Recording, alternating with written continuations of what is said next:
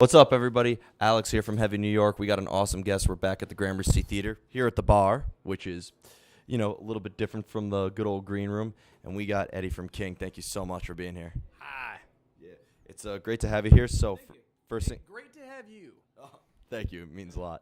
But Nothing to me. But we're on tour right now with Hell Yeah, and I know you just released your latest record, Breathe in the Water, last year. How's the record cycle been so far? It's been good since we've been out.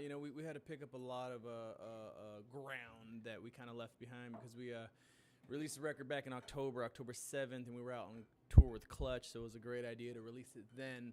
But once that run was over, we didn't have any runs after that. So it took, holiday seasons come in, and we were just like, we don't like touring in that time because it just sucks, period. And but we had to make up some ground, so we jumped on some a run with Fozzy, and we did some festivals, and we did some shows with Gojira, and now we're here with Hell Yeah. And we could say Green Hill, and I think Avatar was in the earlier run. It was great. Like had a lot of fun.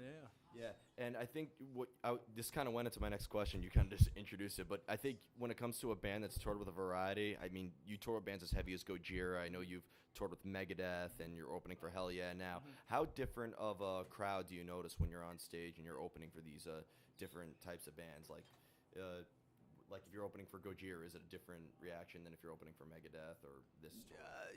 It's funny. We obviously we do really well with like the heavier metal crowds. We do. It is what it is. So Megadeth run was great. The Gojira stuff was great. Clutch is always good with for us. We did a Danzig run that was pretty damn good for us too. But when we do those strange. Not that they're strange, but we love the dudes from Seether. But every time we went out with Seether, the reaction was a little different, And oh, really? Yeah, we're a little too abrasive for the rock and rollers, I guess. But it's funny because we're a rock and roll band, yeah, So I mean, you guys were a throwback when I first heard you guys. I think I Don't Believe was the first song. Yeah. And I was like, wow, this is a good throwback. But But you say that you get, I don't want to say better, but it's you appeal to a more heavier audience. Yeah, we do, and it just is what it is. We have a heavy metal drummer. Pepe's just like he's 90 miles an hour all the time, and he's really good at it. So really? A lot of the metal dudes are like, oh shit, that dude's awesome. We just the only thing that keeps us away from being a full-on heavy metal band is my vocals. I sing over everything, and it's a lot harder to really sing over a heavy riff than to scream over it and do that shit, what I mean? So how do you determine it? Because you don't really scream at all in your music. Never. No. So do you hear the music first and then you're able to come up with a melody, or do you give them a melody? Yeah, no, it depends. I mean, a Self-Medicated Man, it was one of those riffs that it wasn't even invented. I woke up in the morning one time and we were at a festival, and I woke up, and I had this, sleep away the days, restore your laughter, sleep away the blame, whatever the melody was. And I was like, man, and I leaned over to my bass player, Tony, and I was just like, hey, what do you think about this melody, man? I sang, and he said, it's really cool. So that's where it came from, and then I wrote the music around that chorus, Awesome. Yeah. So this is your third full-length record, I believe, right? So when you are recording But when you're recording new music and you're working on new music, do you like to make each record kind of relate to each other, make everything a follow-up, or do you like to throw in something different with each record? I don't know, man. I mean, we try to do different stuff, different things. We obviously you don't want to write the same record 2-3 times over. I mean, we definitely have a niche, we definitely have a style, and you're gonna hear it. But no, we're always trying to push ourselves to write better and raise the bar for ourselves.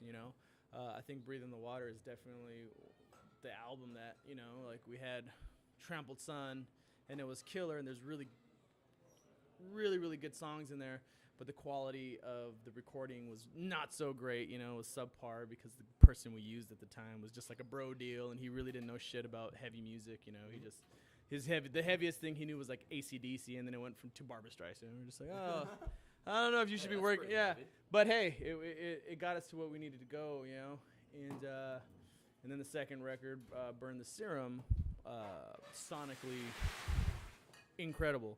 You know, you listen to that one, it's leaps and bounds away from Trampled Sun, you know, and it's a really great sounding record and it has really killer songs, you know, and it's really too bad that the label only pushed one song, which is our least favorite song, you know, so suck my dick. And then we went on to just create Breathe in the Water, and there was it was all 100% from our guts, you know, our heart. We were like, we love all of these songs. So there was like less input from any other people other than the Yeah, we didn't allow it. You know, we're just like, we try to appease everyone with the second record, and it, you know, we ended up getting shot down anyhow. You know, so yeah, so we're just like, you know what, man, we're gonna write a record that we love, and we love it. It's great. It's my favorite record, you know, for sure. Top of the line. You listen to that one from beginning to end, and I don't think there's any fat in it. You know, it's heavy. It's killer, and as you said, it just kind of bleeds together. Everything's one. I kind of started out with the idea of doing I forget the word. You know, where everything just kind of bleeds together. All the songs are kind of blends. Not blends. Concept record where everything's just like about the same thing. You know, if Floyd does that, I think Chili Peppers did something like that with Danny California or something like that. Okay. You know? So everything's about, you know. And it was gonna be that, so it slightly started going that way, but we had to take out a bunch, like 4 songs that we wanted to record with Jim Rhoda, who produced our last record, and then Machine produced all the songs that he wanted to produce, you know. So that's what happened there, and it sounds amazing and it's brilliant, and everyone should buy it. You should definitely check it out, Dude. And final question, I was just curious because you're from California, you know, home of so many awesome metal bands. It doesn't exactly take a genius to figure that out. And you know, you're here in New York now. Just kind of like how different is the California metal scene? And I mean, this isn't your first time in New York City, I don't believe. We've been here a bunch. How different the scene is? Yeah, I mean, like, how do you like it in New York? It's pretty much like it. I don't know. Every time we come to New York, we don't have Jose here anymore. Jose Mangan was a really good friend of ours. Come on, Jose. You're a huge inspiration for him. Yeah, no, he would. Every time we'd come, we'd be hanging out with him, and we'd stay at his place and be like, "Dude, you gotta come to my house, man." Blah blah blah blah blah. And we'd sleep there, and he wouldn't take no for an answer. He would literally have to sleep there because we're just like, "Dude, we have to drive 4 hours. I don't care. Just be here, man." We're like, fuck. So we'd go, and it'd be awesome, and we'd hang out.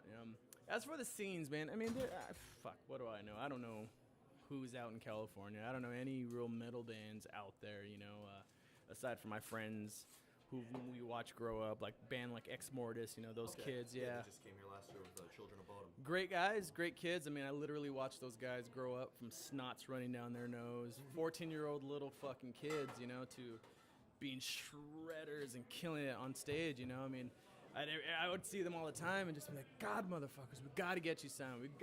Somehow we're going to have to like push. And we kind of always push for them. And I don't think we had anything to do with their success, you know, but we definitely have always championed them. And we're just like, listen to Ex Mortis, because they're so good, you know? Yeah. Undeniably really good. And I'm glad they're gaining success and, yeah. Awesome. Really doing all that good stuff. And, you know, there's a lot of other bands out there. Obviously, Slayer came out of there, you know. Yeah. Fucking, I don't know, guys, Caius, not really LA, but, you know, yeah, there's great bands out there. There's our buddy's band, Chemical Burn, you could check them out, they're really heavy, really good, yeah. Awesome. Who else? I don't know, name some. I mean, is Metallica or Red Hot Chili Peppers too easy? Well, yeah, I mean, yeah. I mean, Once Human is taking off like crazy now from California. We just interviewed Logan Mader. Oh yeah, I was like, why does that sound familiar? Yeah, we played with them in like I want to say Santa Ana at the Observatory in Santa Ana. Yeah. And Doc Coyle's new band Vegas Nerve, and yeah. he's also in Bad Wolves. I mean, there so you go. much happens. Yeah, there's a lot out there. There's a lot out there for sure. Yeah. You're asking the wrong person. I listen to the same 5 records all the time, and they're all from the 70s. So. You can't go wrong with that. But Absolutely. I want to truly thank you so much for being here. Everybody, be sure to check out Kyng on the following dates with Hell Yeah. Be sure to pick up their new record, Breathe in the Water, and we will see you next time on Heavy New York.